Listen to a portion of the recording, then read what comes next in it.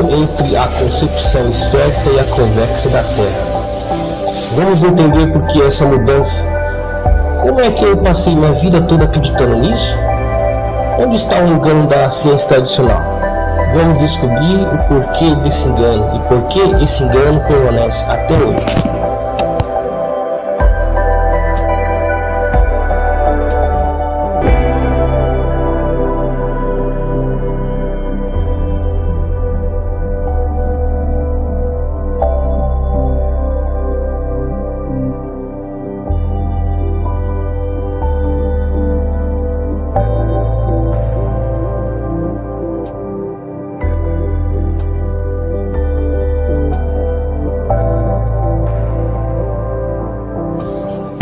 Todo pesquisador precisa separar o fenômeno da interpretação, porque o fenômeno é o fato verdadeiro detectado pelos nossos sentidos e pelos aparelhos, principalmente pelos aparelhos. Os aparelhos não enganam, os aparelhos não têm emoção. Quando você tem um fato, um fenômeno, isso é uma verdade, mas a interpretação que nós damos a esse fato é que é perigoso. Porque se nós dermos uma interpretação falsa, tudo que nós vamos deduzir daí vai ser também falso. Foi o que aconteceu com a ideia da Terra ser esférica. Essa ideia começou lá no tempo dos gregos, Aristóteles, Erastótenes, Hiparco de Niceia ou Aristarco de Samos, todos gregos. Acreditavam que a Terra era redonda, e tudo que eles fizeram foi partir de uma premissa falsa. Quando a pessoa está predeterminada, ela tem um preconceito já estabelecido. Ela não vai enxergar outra realidade. Foi o que aconteceu. A interpretação resulta na explicação do fenômeno. Premissas falsas criam equívocos, determinando uma sequência de enganos. Foi as derivações da ideia da Terra redonda. Resulta em vários enganos consecutivos.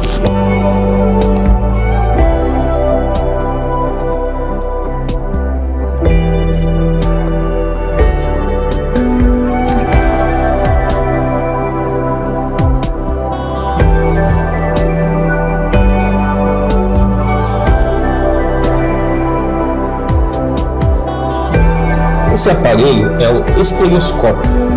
O cara olha aí, naquele aparelho, duas fotografias aéreas para ver a imagem do terreno em relevo.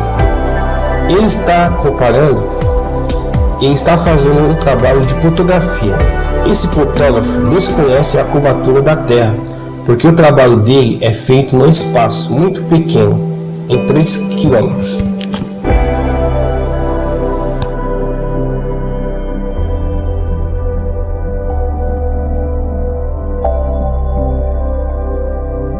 Esse aparelho aqui é um distanciômetro de raio laser. Ele mede uma distância de mais de 10 km.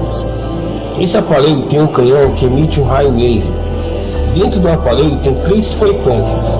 Uma frequência baixa que mede a distância em metros, uma segunda frequência mais elevada que mede os centímetros e uma frequência bem mais elevada que mede a distância em milímetros.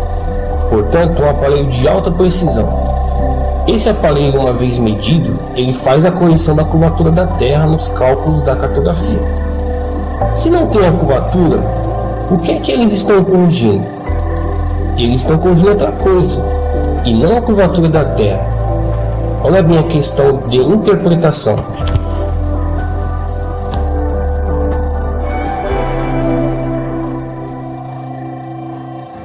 Aqui está uma câmera fotográfica que tira fotografias aéreas. Nessa câmera tem um peixe de fios, chapa que passa para o lado. E essa câmera é colocada no assoalho do avião. Esse cara aqui é o operador da câmera. Ele vai tirando fotos em seguida.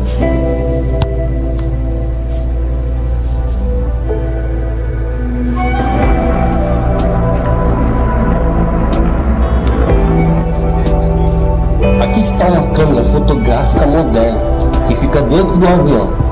Essa câmera fotográfica, ela tem o que há de melhor em matéria de tecnologia. A lente dela tem 9 elementos. O operador fala pelo microfone e o fone dele aqui com o navegador do avião. Quem comanda a operação é o navegador, que comunica com o piloto e o fotógrafo. Aqui ele vai tirando as fotos e dá para ele a orientação.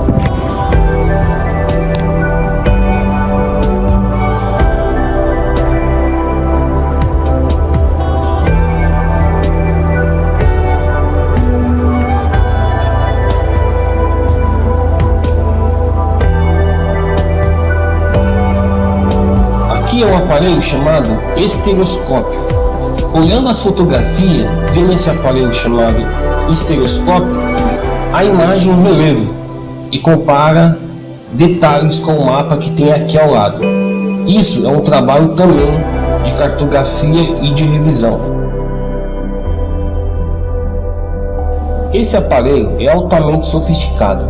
Um aparelho desse hoje custaria uns 800 mil reais. E o aparelho, o que esse aparelho faz? Aqui põe uma fotografia aérea e põe outra, e a pessoa olha nesse binóculo depois de orientar o aparelho. Aqui tem um guidão que ele movimenta, ele simula um voo de avião. Aqui fica uma foto, aqui fica outra. Aqui nessa base tem uma lente imensa que corrige a curvatura da Terra. Olha bem, estão corrigindo a curvatura da Terra. Ela não tem curvatura, então eles estão corrigindo outra coisa. Esse aparelho é tão preciso que as articulações dele não tocam uma nas outras, porque na hora que você liga, ele tem um ar comprimido que solta entre as peças. Isso é para evitar desgastes. Esse aparelho chama estéreo restituidor. Ele transforma fotografias aéreas em mapa. O cara senta numa mesa, analisa a imagem, tudo é gravado no computador. Depois o computador desenha aqui, nessa mesa automática, o mapa que o indivíduo interpretou.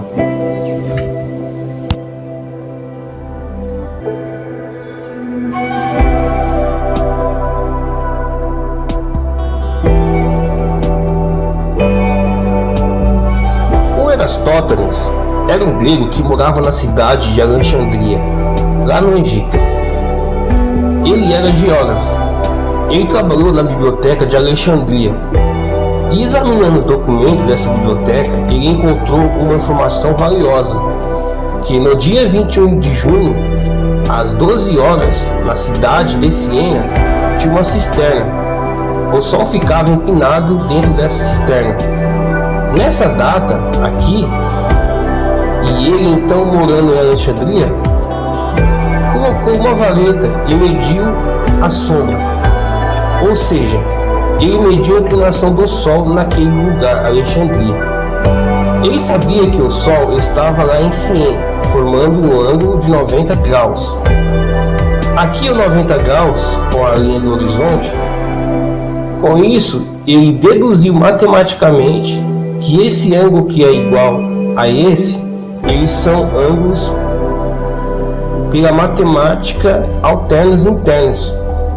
Porque quando você tem duas paralelas e uma transversal, você determina ângulos alternos e internos. Então o ângulo que ele mediu é o ângulo do centro da Terra, dentro da concepção da Terra redonda. Esse ângulo deu 7 graus e 2 minutos.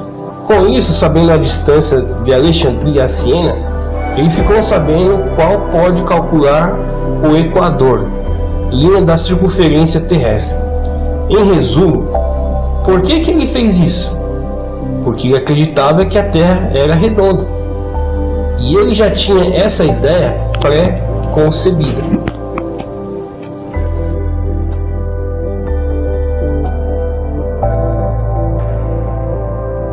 Então, o que aconteceu na realidade?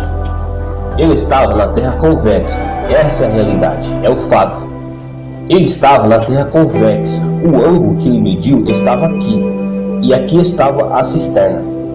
O que aconteceu com os raios do Sol na figura anterior? Os raios eram paralelos. Por que os raios eram paralelos? Porque se considerava que o Sol está distante, a 150 milhões de quilômetros da Terra, numa distância tão grande que os raios do Sol seriam paralelos entre si. Só que, na realidade, os raios do Sol não são paralelos, eles são convergentes. Isso significa que o Sol está muito mais perto da Terra que a gente imagina. O Sol é muito menor. O Sol não é uma estrela, conforme nós vamos ver adiante.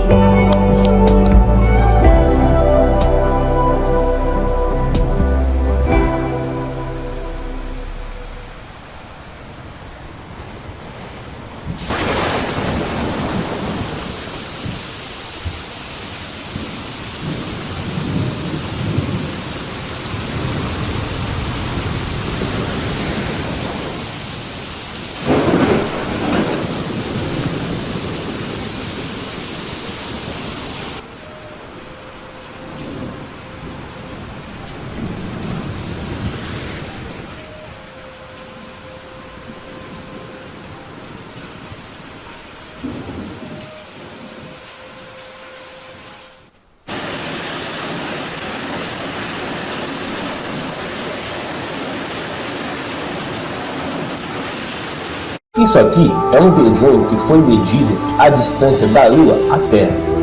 Quem fez isso foi o Aristarco de Samos. Ele era grego também. Ele mediu a distância, mas onde é que está o erro disso?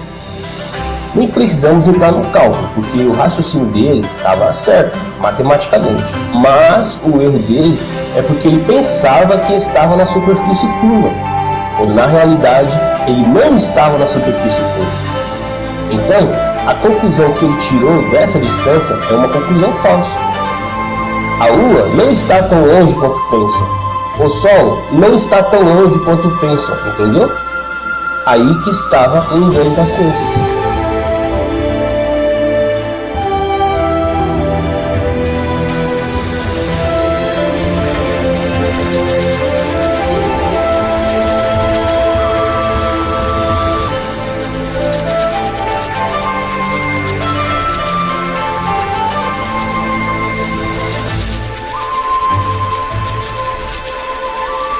Aqui já é um desenho que mostra o Eparco de Eniceu, também grego. Ele tinha a distância da Terra à Lua.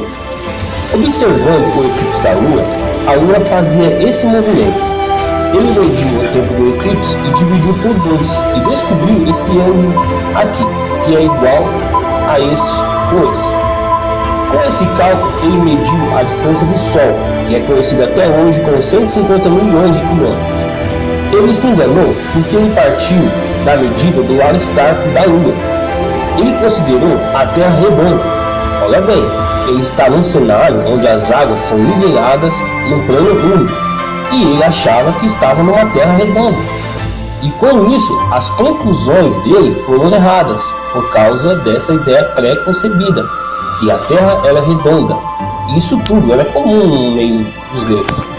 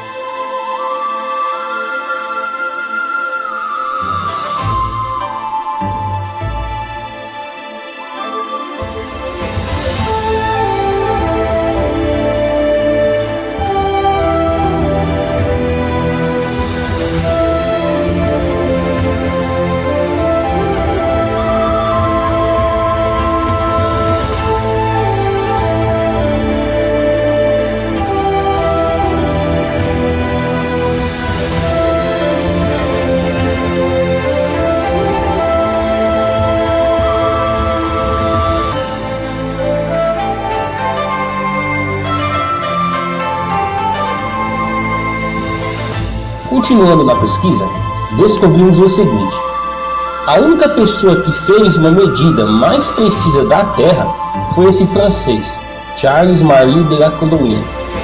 Esse francês viveu nesse período de 1701 a 1774. Ele era um cientista naturalista, químico, matemático e ele era poliglota. Ele era um cientista famoso. Ele reuniu os amigos dele e montaram uma expedição. Ele foi para a Lapônia. A Lapônia é uma região da Suécia e Noruega. E foi medir o arco do meridiano. Ele sabia qual era a distância linear de um grau no meridiano que passava no lugar. E esse cara chegou à conclusão de 10 milhões de partes, que ele deu o nome de metro.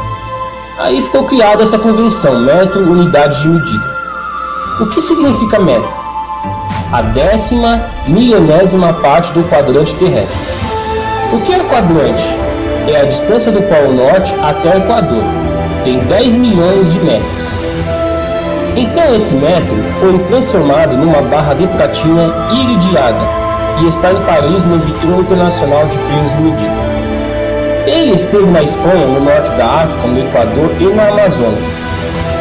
Não consta nenhuma medida na parte sul da Terra. Por que ele não mediu ao sul do Equador?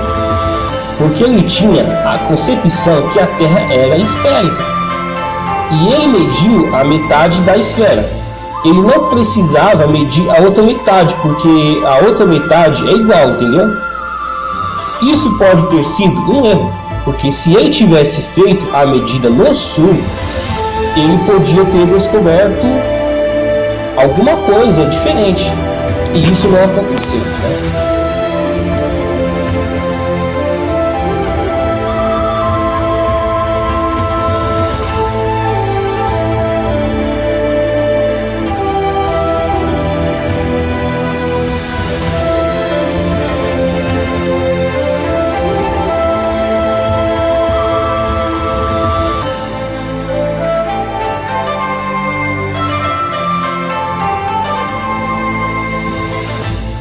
Esse aparelho é um teodolito, mas esse teodolito aqui é de alta precisão, fabricado na Suíça. É um teodolito astronômico. Ele é usado para avistar estrelas. Fazendo a avisada de estrelas, Copérnico, o cara entendido nesse assunto, determinava as coordenadas de um ponto através de estrelas. Hoje não usamos mais isso, porque tem o GPS. São 29 satélites girando a toda hora, eles passam no céu. Então, a importância desse aparelho é a precisão. Ele dá uma precisão de 3 centésimos de minuto. Ele é de alta qualidade, um aparelho perfeito.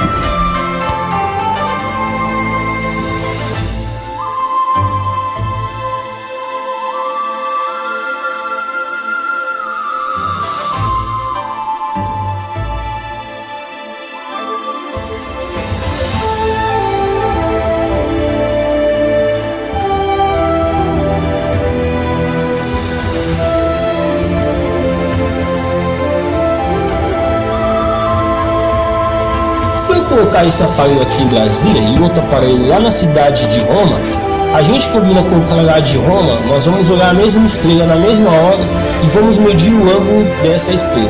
O ângulo que ele mediu lá em Roma vai ser diferente do ângulo que foi medido em Brasília. A ciência sabe disso, mas ela entende essa diferença de ângulo é por causa da curva. E não é. Quando a pessoa imagina que está numa terra esférica, a mesma estrela vista de pontos diferentes, se você estiver no Polo Norte, você vai ver a estrela no horizonte, na linha do horizonte. Se você estiver aqui nessa posição, você vai ter a estrela com ângulo de 45 graus. Esse ângulo é o mesmo daqui, no centro da Terra, é a latitude. Cada linha dessa é um horizonte diferente na superfície esférica. Nós temos vários horizontes, infinitos horizontes. Então, quando eu colocar o aparelho aqui em Brasília e o outro lá em Roma, se eu considero a Terra redonda, o aparelho daqui está num plano diferente do plano lá de Roma, na esfera. Se considerar a Terra como esfera, nós vamos ter horizontes múltiplos. Cada ponto da superfície da Terra é um horizonte diferente. Já no caso da Terra convexa, você tem um plano único, que é o nível das águas. Se eu coloco o aparelho lá em Roma e o outro aqui em Brasília, eu vou ter uma diferença de ângulo, mas o aparelho que está nivelado no mesmo plano desse aqui. E isso aqui é a realidade. Eles estavam na realidade e acreditando estar nesta. E aí é que está o engano da ciência. É uma questão de compreender as realidades. Tudo isso por quê? Eles tiveram uma ideia pré-concebida que a Terra era esférica. Essa ideia vem lá dos gregos, a ideia de Platão, Aristóteles, Erastótenes e outros. Conclusão: a estrela que vocês estão vendo aqui está muito mais perto da Terra do que nós imaginamos. Aqui você considera a Terra esférica, os raios vêm das estrelas, são paralelos entre si. Por que entende que a estrela está tão longe? Mas tão longe que os raios dessa estrela são paralelos e chegam na Terra de forma paralela. Como as estrelas não estão tão longe como a ciência acredita, ela está muito mais perto. Os raios das estrelas são convergentes. Isso demonstra que a estrela está muito mais perto do que nós imaginamos. Essa é a realidade.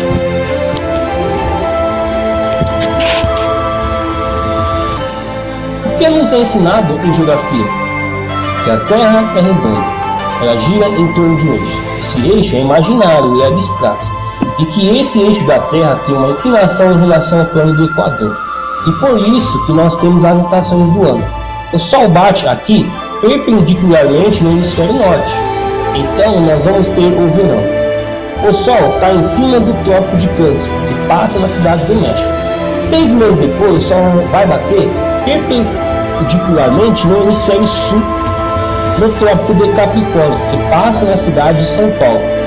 Essa é a explicação que eles dão para as estações do ano. Essa inclinação de 23 graus e 27 minutos e 30 segundos.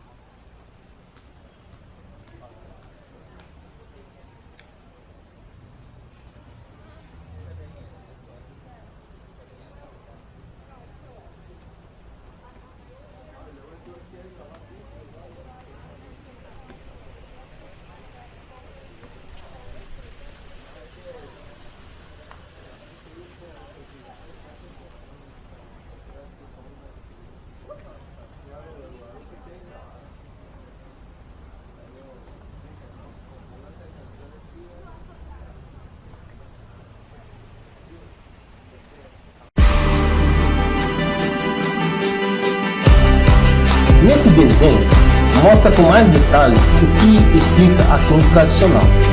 Aqui você tem o Sol e os raios solares, aqui você tem um dia, aqui a Lua. No Polo Norte, nós vamos ter um dia de 6 meses que a Terra vai ficar girando, e o Sol está sempre batendo aqui. Por isso que nós vamos ter o Sol da meia-noite lá na Suécia, na Noruega. Quando você olha o globo, vocês vão ver o ciclo polar ártico. Ciclo polar antártico é aquela linha que é paralela. Ele delimita a área do Sol da meia-noite. O Sol fica perto do horizonte, girando todo dia. Vai passando vários dias, ele fica girando. Quando vai acabar o dia, vai abaixando e começa a sumir do horizonte. Aí vem uma noite de 6 meses. Aqui tem a meia-noite de 6 meses. Aqui o ciclo polar Antártico, aqui o ciclo polar Ártico. Você vê que acontece em uma época uma coisa, depois muda. Aqui está o dia no outro, passou a ser noite lá no polo.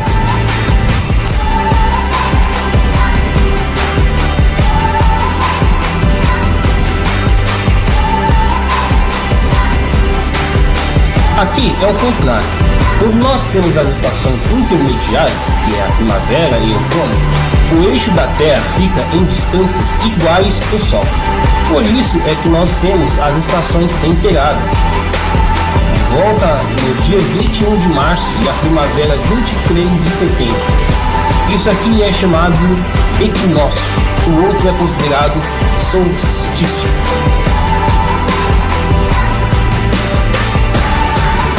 Uma coisa é certa, que já foi observado: o Sol desloca do sul para o norte e do norte para o sul durante o ano. Esse trajeto do Sol é que determina as estações do ano. Então, essa variação é de 23 graus e 27 minutos, 23, 27 e 30, para o sul. O Sol, então, passa na linha do Equador 2 vezes por ano. Essa é a trajetória do Sol.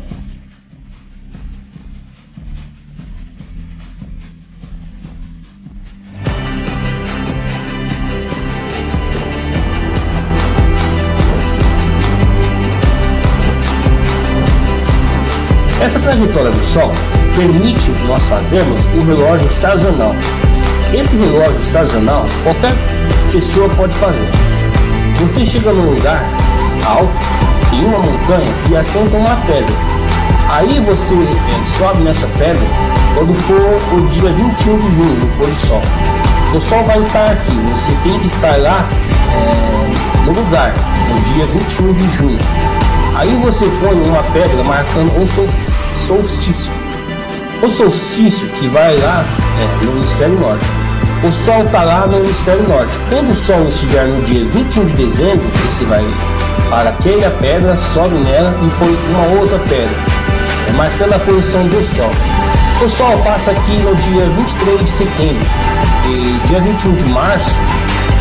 Nesse dia você cria um arco, isolando, entre aspas, o sol aqui dentro. Isso é um relógio sazonal.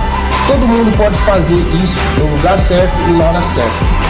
Esse relógio sazonal é aquele que existe na Inglaterra, naquele lugar que você já viu, pelas colinas, aquele montoado de pedras no lugar chamado Stonehenge. Aquele é um relógio que marcava as estações do ano. Para que isso? As estações do ano estão ligadas ao plantio e à colheita. E o plantio e a colheita era sempre acompanhado de festas. Agora tem festas da colheita, a festa do plantio, inclusive uma dessas.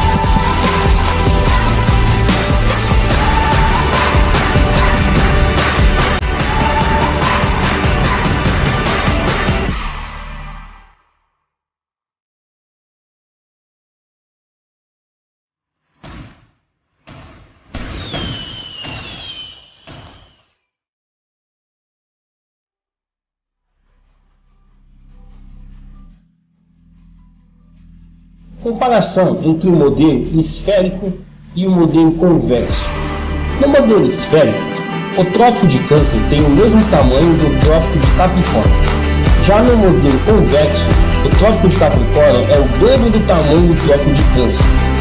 Aqui está o Polo Norte, a linha tracejada é o Equador. Esse aparelho é um heliógrafo. Esse aparelho mede a insolação, quanto tempo de sol que nós temos durante o dia, usado também no serviço de meteorologia. O que é que esse aparelho faz? Aqui nessa bola de cristal, a luz do sol passa essa bola. Isso funciona uma lente e vai queimando o papelão. Esse papelão tem as horas marcadas nele, então ele queima quando tem sol. Quando tem nuvem, o sol deixa de queimar o papelão. Esse papelão ele é retirado todo dia e eles fazem estatísticas. Com essas estatísticas, eles ficam sabendo a região mais nebulosa de uma região.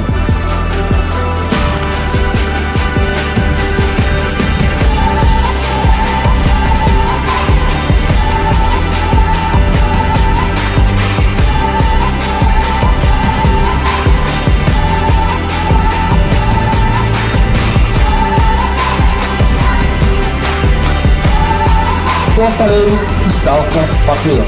Aqui é a imagem real do aparelho numa base que fica ao ar livre.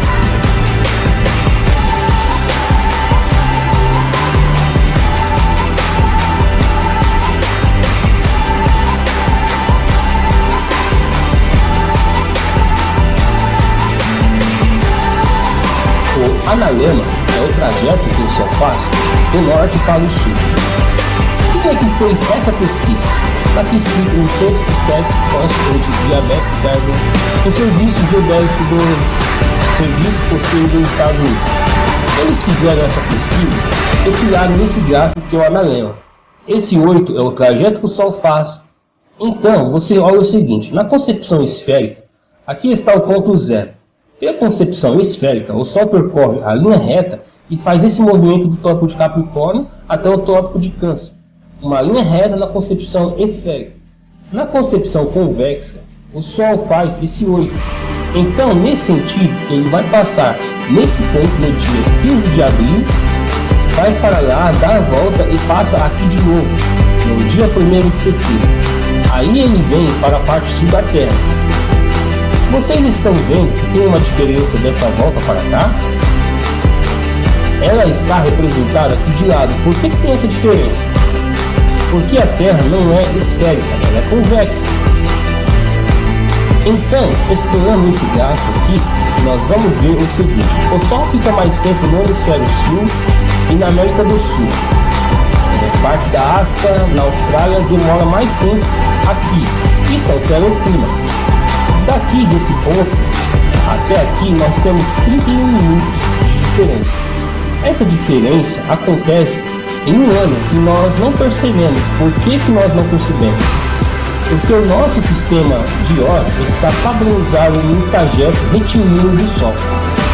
Por que essa hora é baseada no Sol? É o dia solar.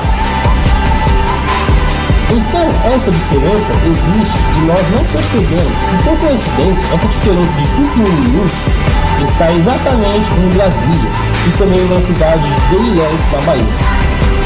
Por que o Sol faz esse 8? O que acontece? O Sol, para caminhar no mesmo tempo, o espaço mudou. Por que o espaço mudou? Quando o Sol está no norte, ele faz uma circunferência pequena. Quando ele está no sul, a circunferência é maior, no sentido horário. Porque o Sol nasce lá no Oriente, por isso que o Japão é considerado o país do Sol nascente. Então o Sol está aqui, ele está girando. Porque ele muda para essa circunferência maior, ele tem que alterar a velocidade dele. Porque o espaço mudou, o espaço ficou maior. Só que o Sol não consegue fazer isso com exatidão.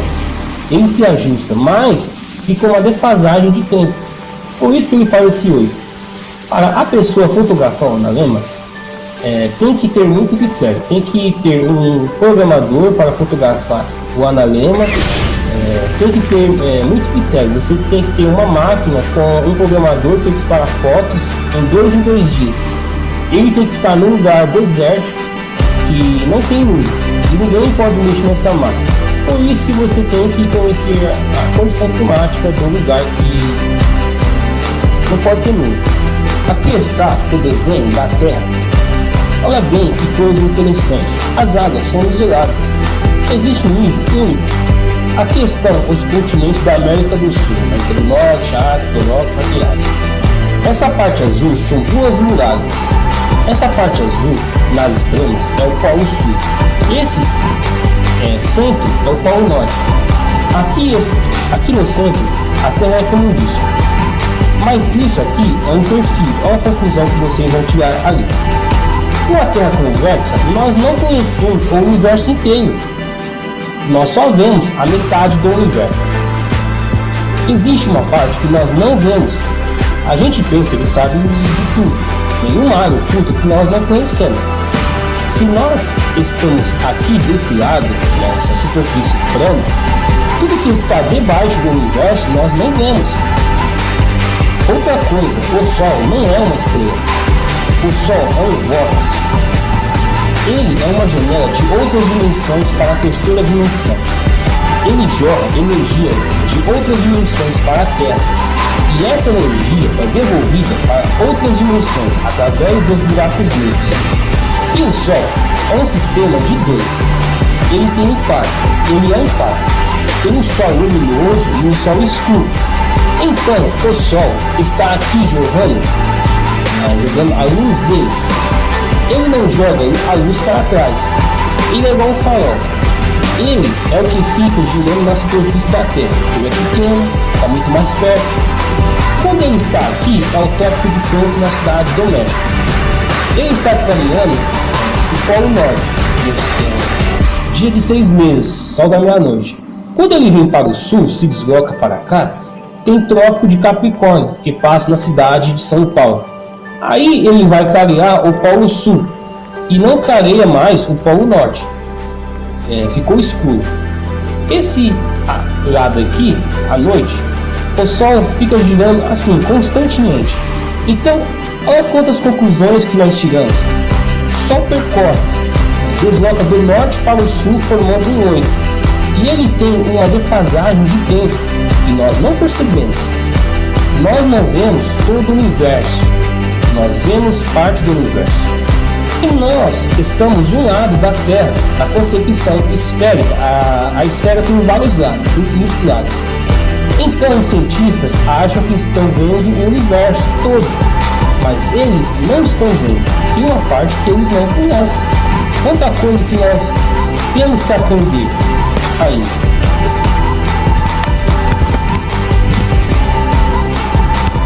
Em volta a muralha de gelo em toda a Terra, os continentes acessíveis e do lado direito um continente inacessível que já foi citado em alguns livros. Esse continente em vermelho no desenho, nós não temos notícia dele, nós não conseguimos atravessar esse gelo. E quando a gente lança um satélite, o satélite fica girando também em cima da Terra, como se fosse um disco. É uma concepção totalmente diferente.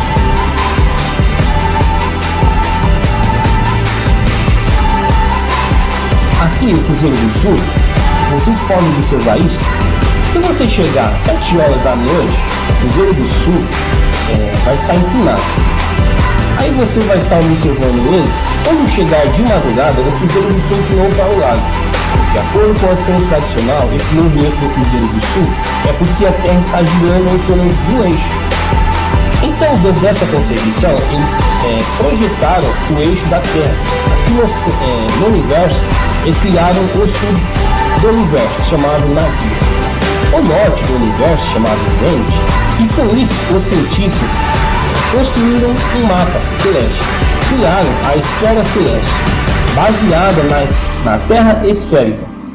É verdade, se você pegar essa haste aqui, no Cruzeiro do Sul, e colocar 1, 2, 3, 4 vezes, você tem um Nadir. Aí você tira uma linha vertical e você vai ter aqui na montanha, onde você tiver a posição da Terra, do sul da Terra. A Terra não tem rotação e nem translação.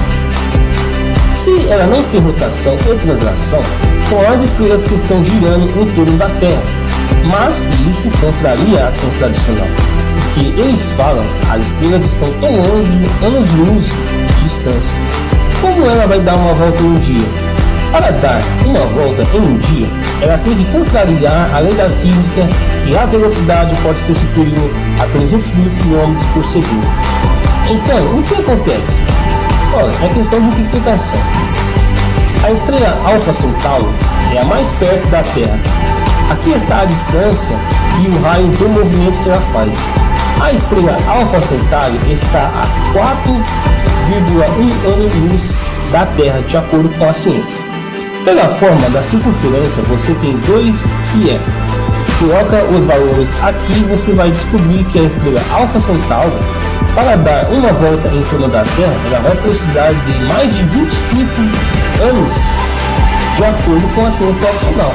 Por isso que a ciência acha que a estrela está longe e que a Terra está girando. Por que eles não admitem que a estrela esteja perto? Por quê? Tudo começou lá com Aristarco e Eurípides, que mediram a distância numa superfície que eles achavam que era curva, e não era.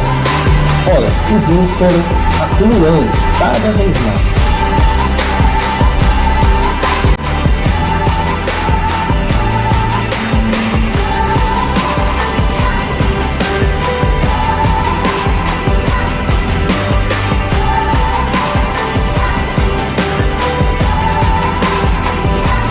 Esse dado varia um pouco às vezes. 70% do universo é considerado energia escura, 26% matéria escura, e nós, junto com as estrelas e todos os corpos celestes, são apenas 4%. A ciência fala que a luz se propaga em linha reta na velocidade de 300 mil km por segundo em ambiente homogêneo e isótropo. Quer dizer, tanto faz ir quanto voltar. Qual que é o ambiente homogêneo mais perfeito? É o vácuo. Aí os cientistas achavam que o universo é formado de vácuo. E sendo vácuo, a luz vai percorrer tranquilamente. Ela vai percorrer tranquilamente a 300 mil km por segundo. Eles descobriram que não existe mais o vácuo. Aí começaram a chamar de éter. Éter é uma substância desconhecida. Aí já começaram a falar em tecido cósmico. Aí fala energia escura. A energia escura não deixa a luz encaminhar na velocidade constante. Por isso que eles achavam que as estrelas estão muito longe. A energia escura ela oferece resistência a tudo que movimenta no universo. Por exemplo, se você der um tiro no ar, a bala do revólver vai mais ou menos 1000 km por hora e vai longe, uma distância enorme. Se você der o mesmo tiro dentro da água, a bala vai andar menos veloz, porque a água vai oferecer resistência e ela vai percorrer menos. E se o tiro for dado numa bala de gelo, a bala nem consegue penetrar. É isso que acontece no universo. A matéria escura não deixa a luz caminhar de maneira constante. E por isso que os cientistas acreditam que as estrelas estão muito longe. Porque eles acreditam, eles partiram de uma premissa de que a luz é em linha reta, num ambiente homogêneo. Ora, o ambiente não é homogêneo. A matéria escura não é homogênea. Por que ela é escura? Porque nós não vemos essa matéria. Essa energia escura nós não vemos. Mas eles sabem que ela existe porque ela está interferindo nos fenômenos astronômicos. Estão sendo modificados pela presença dessa energia escura.